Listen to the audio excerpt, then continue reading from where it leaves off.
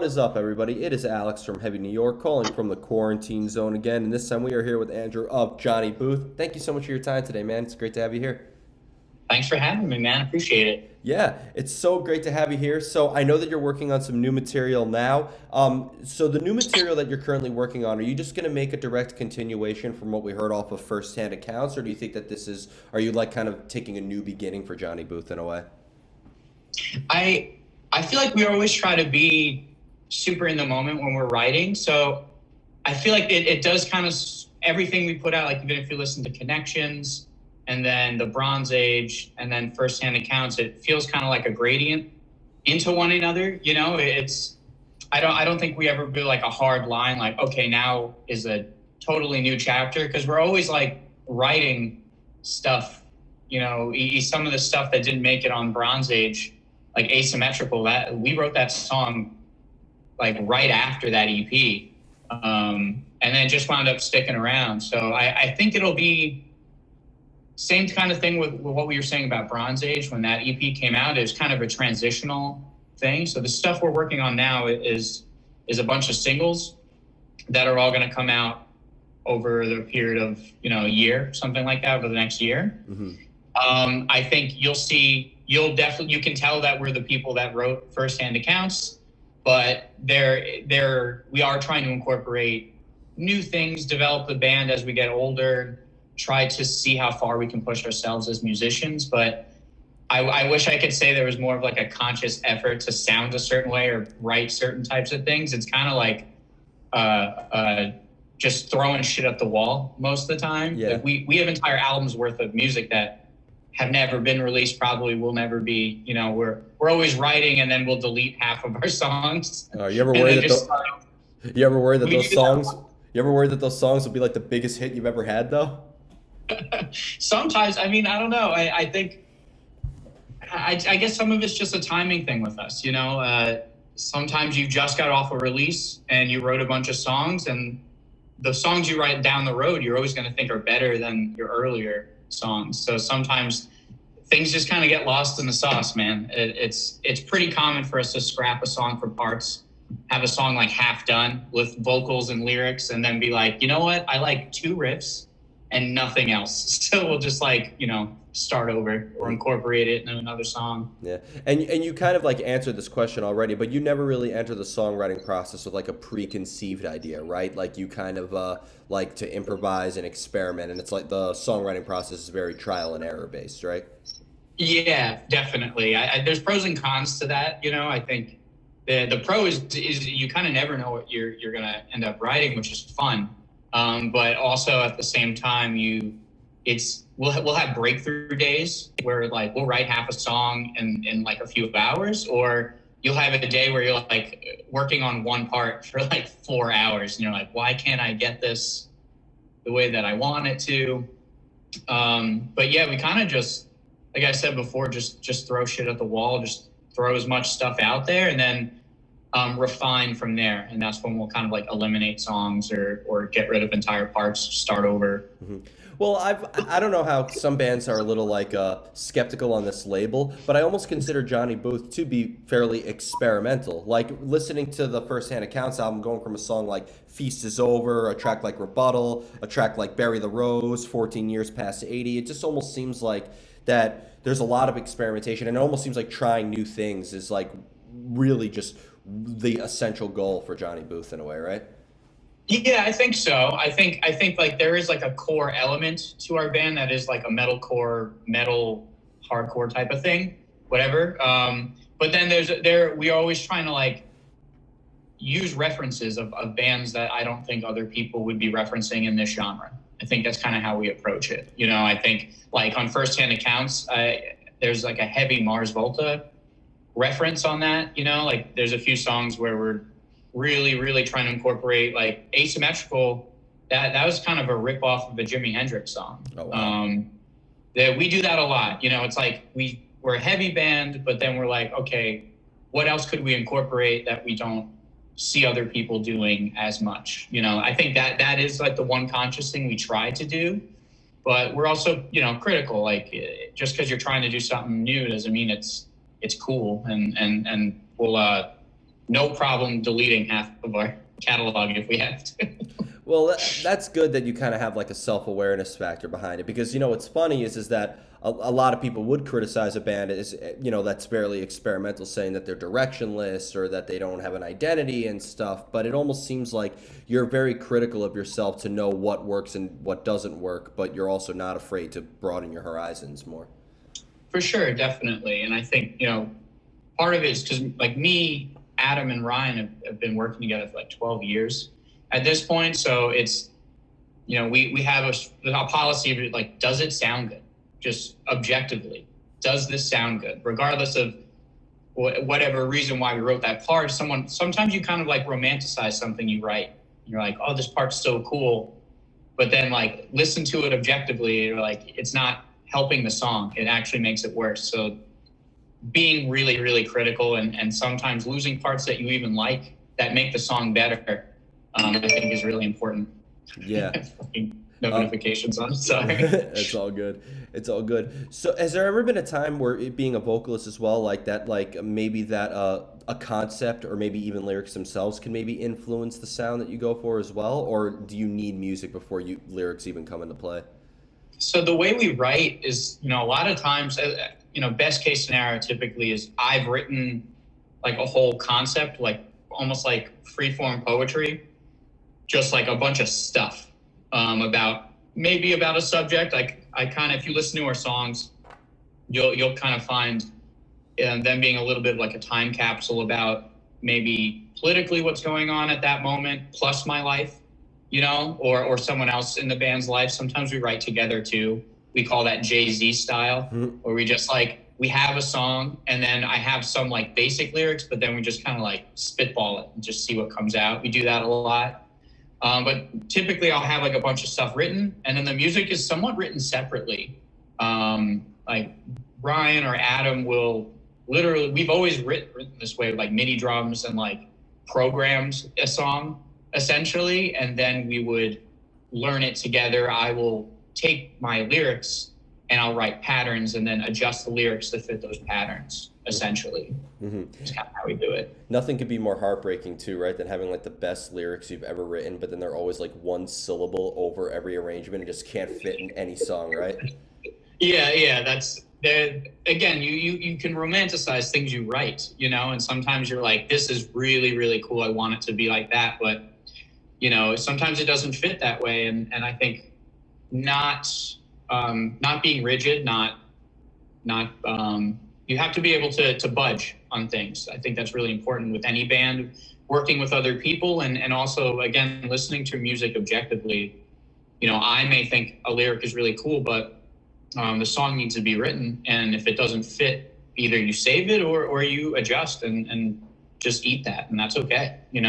Being okay with those things is hard for people, but important, I think. Yeah. Do you feel like the music lyrically could be open to interpretation, or do you try to maybe engage? Because I find the music very engaging. Like, even though the music is very experimental, I do feel like that your music is easy for a listener to grasp onto. I could easily see you being somebody's gateway drug into like a Dillinger Escape Plan, or maybe even a Converge, or Every Time I Die, or something like that. So do you, like, I feel like the music is engaging, but do you also try to maybe engage the listener into a story or the lyricism as well?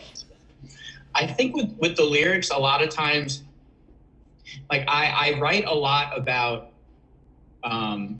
like tying history into current events and a lot of politics, religion. Sometimes I'm afraid to be too direct. Like I want the lyrics to be open for interpretation. I want people, I think a really good band, I think your lyrics could apply to someone's life who you don't agree with at all. Someone could listen to it and your songs almost become a part of their soundtrack to their life. Like certain songs mean something to you and you think those lyrics are about something so close to you where they may not actually be. I think I try to keep them pointed in a direction, like I would say the next couple songs is pretty indicative of what we've been seeing in the rejection of truth and a rise of just overall grifting in general. I think everything has that theme, but I try not to be so direct where it's not open for interpretation to a certain degree. Does that make sense? Yeah, yeah, definitely. Vague, but not. No, because if you're able to approach it both like in a very literal and metaphorical sort of standpoint, right? So like, and I'd imagine because you are very good at what you're able to do and explaining your work, like, it's obviously open for interpretation. You don't want to bend over backwards to try to force a message down somebody's throat. But if somebody does ask you, what do the lyrics in this song mean? You're not going to hesitate to explain it, right? No, yeah, exactly. Like if someone wants to know, I'll tell them exactly what I was thinking about the song. But I do like to leave certain things open for people to, like I said, you want people for your songs to be a part of their story. That's why I fell in love with music in the first place. Is it became a part of how I viewed myself, how I viewed certain things that happened in my life. Especially when you're younger, like genres of music becomes a part of your identity. And it becomes like how you view a filter through like politics and social class and all these other things. I want my music to be a part of your soundtrack, become a part of your story, separate from me.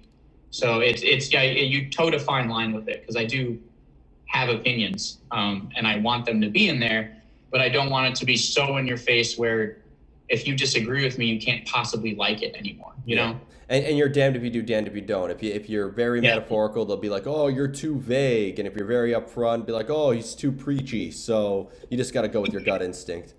Yeah, I think so. And honestly, if you're at a point where people are really hating on you like that, like you're making it. Like no one, like if no one's hating on you, it's because you're not really anyone to hate on. Yeah. So I'll take the hate. Yeah. That's a good song title. I'll take the hate. I'll take the hate. Yeah.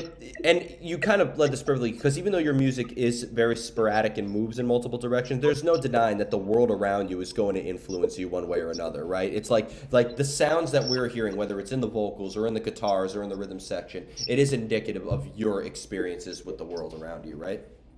Absolutely. I think there's no way to avoid that. I think some people, maybe they take a conscious effort to try to not have those kinds of influences on their music, but I think I like honest music, man. I think your music should just be you at that moment, and whatever's going in your life or whatever you're thinking about should just be a part of it, and just don't even worry about it. I think if some people, they worry about every little detail of everything, where your honest self isn't shining through anymore, because you're trying to cater your content, cater every little aspect. The little details that show your human side are the coolest part of any band, I think. Yeah, definitely. And it shows brutal. And like, what is honesty? I've always thought that metal, and I don't care if you sound like Iron Maiden, I don't care if you sound like Slayer, I don't care if you sound like Killswitch Engage or Morbid Angel or Behemoth, whatever. I think metal is just a very brutally honest form of music, regardless if what you're singing about is, more fantasy oriented or more political oriented. I feel like the music in itself is raw enough. I feel like, and not to discredit your vocals by any means, but like I feel like an instrumental version of your music will convey just as much of a message as it does with lyrics. Yeah, no, I agree with that. I agree with that. I think there's definitely a lot of energy in the music that my bandmates write. And I think that every instrument, every song we write, I think everyone on their own is trying to get something across to a certain degree. Obviously, writing for the song is very important. Something we grew into as we got older as a band. I think you can kind of tell the difference between our older stuff and our newer stuff when it comes to like actual songwriting, some level of song structure. Yeah, but that's just a product of maturity. Yeah. I feel. Yeah, for sure. But yeah, I agree with you too, that I think metal, and not just metal, but any genre that's kind of more on the fringe or like kind of alternative, or just attracts kind of like the weirder crowd. I think those types of genres are always more honest, like a punk rock or just straight hardcore, even ska or stuff like that. Like just stuff that's kind of out there. You get people who are less apologetically themselves. So yeah. I don't know. It's interesting. This is going to be a very stupid question, and I know that every band probably hates being asked this, but fuck it, you only live once. So But with the name Johnny Booth, I actually love that name because I feel like it's very similar to the Smiths, for example, where like you can't really tie it to any genre. It could be applied to anything. I could see Johnny Booth being the name of a rapper. I could see it being the name of a ska band or a jazz player or whatever. So I'm just curious I'll just cut right to the chase. Really, what is the meaning of Johnny Booth? Do you almost feel like that's a character indicative with your band in a way, or who would you say if Johnny Booth was a person, who like would it be? Oh man, that's an interesting question. Like who embodies? Yeah. I think all of us would probably answer differently, to be honest. I think, and it's changed throughout the years, like because in the beginning, honestly, Johnny Booth, the name wasn't serious because weren't serious. We were just a bunch of guys kind of just throwing music out there in college and didn't really worry about much. And then we got too deep into it to change the name, I think. But I do, I think that there is some merit to the fact that it just doesn't sound metal. I think that was something we've always wanted. Like, we didn't want the name to dictate what you think the sound's going to be. You know what I mean? Kind of what you were saying, where it could be kind of anything. Like, it could be a country band. It could be a hip hop artist. It could be anything. I think, a lot of metal bands have very metal sounding names, which it's not necessarily bad, but that's just something we've always kind of wanted to avoid. And like I said, we put the name out there. It wasn't really serious as just some guy's name. And then it just sort of stuck. And then years down the road now we're here.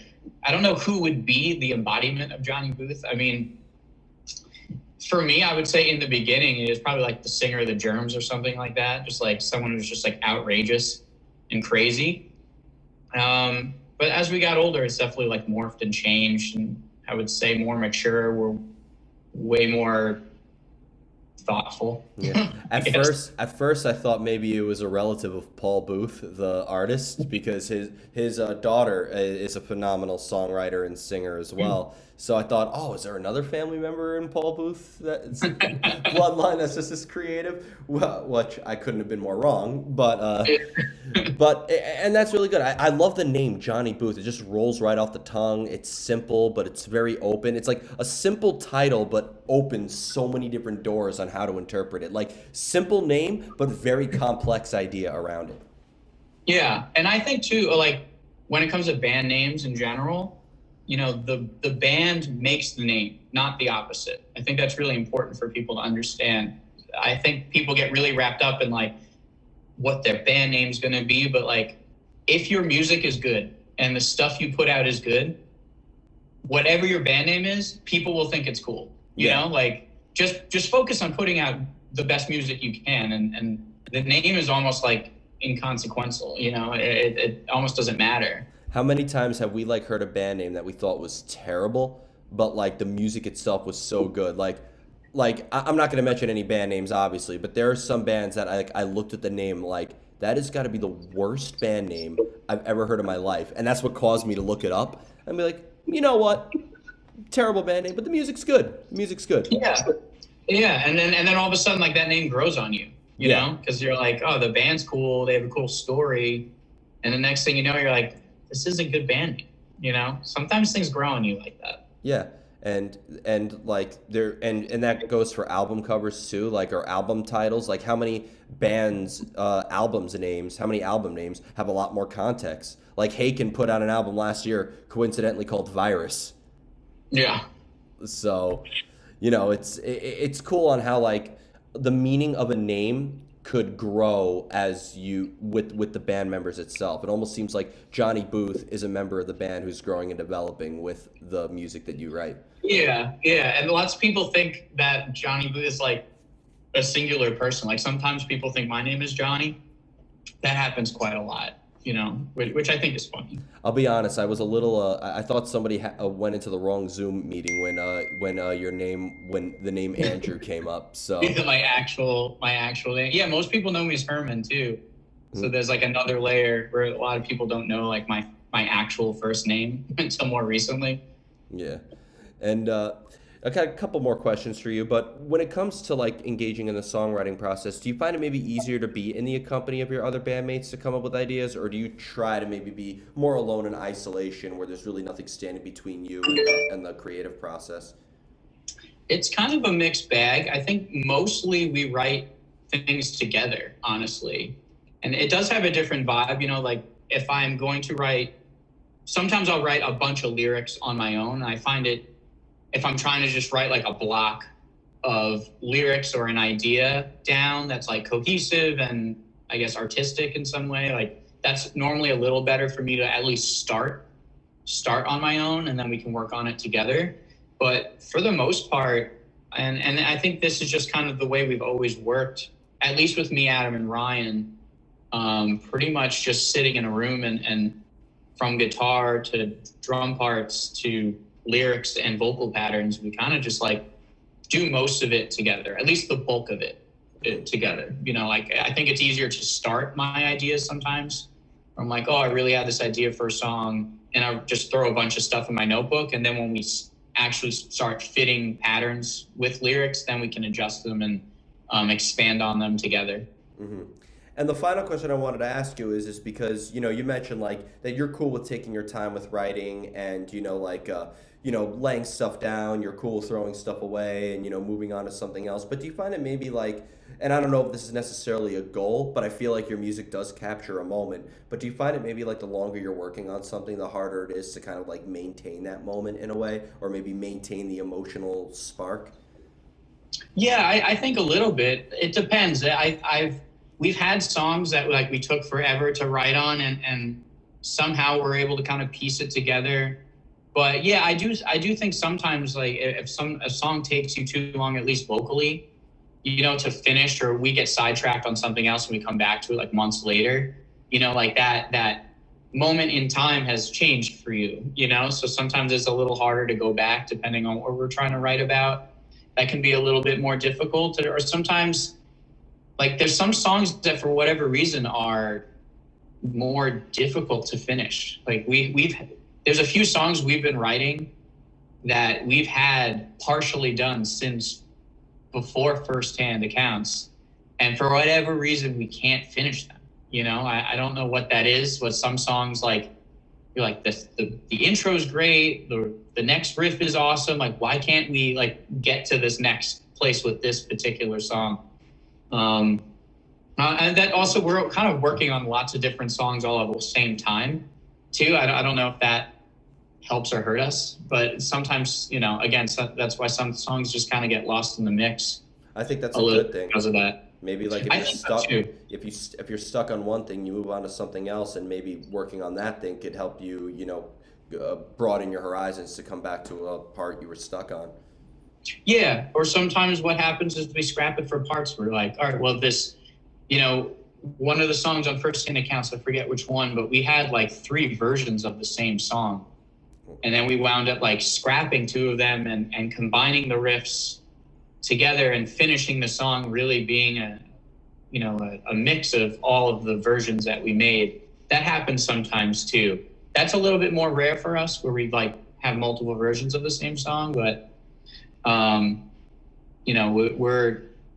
it's not weird for us to like, oh, this song and this song are similar, like could we scrap most of this one for this one riff, and we kind of constantly eating songs and working them back in. I think it's better to have more material than less, so Definitely, definitely. whatever works, I Of think. course. So before we go, I want to thank you so much for your time today. Really enjoyed this conversation. Is there just anything else that you would like to promote for Johnny Booth in terms of maybe like a live stream performance, or when we could be expecting some new music? Yeah. So right now it's looking like the beginning of March. I don't have the exact date yet, probably maybe that first Friday, but we are going to be releasing a new single, a new video, kind of like a whole new promotion cycle. Like I said, we're going to do a bunch of singles, and there'll be a bunch of other things that kind of come along with that. So the last couple months, we've just been kind of working on what the next songs are going to be, what we're going to be doing with them. And in the meantime, while these songs are coming out, we are writing another album. another LP. So we have maybe about half of it done right now. So I'm hoping, not everything goes according to plan. I think when you're in a band, you got to kind of roll with the punches and adjust when things happen. But I'm hoping by the time that the final single comes out, we are already in the studio.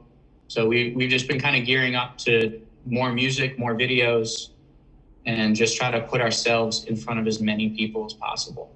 Awesome. Well, we look forward to hearing more, but thank you so much, everybody. We are here. I appreciate it. Yeah, we are here with Andrew of Johnny Booth. Be sure to check out new stuff coming very soon. This is Alex from Heavy New York. We will see you next time.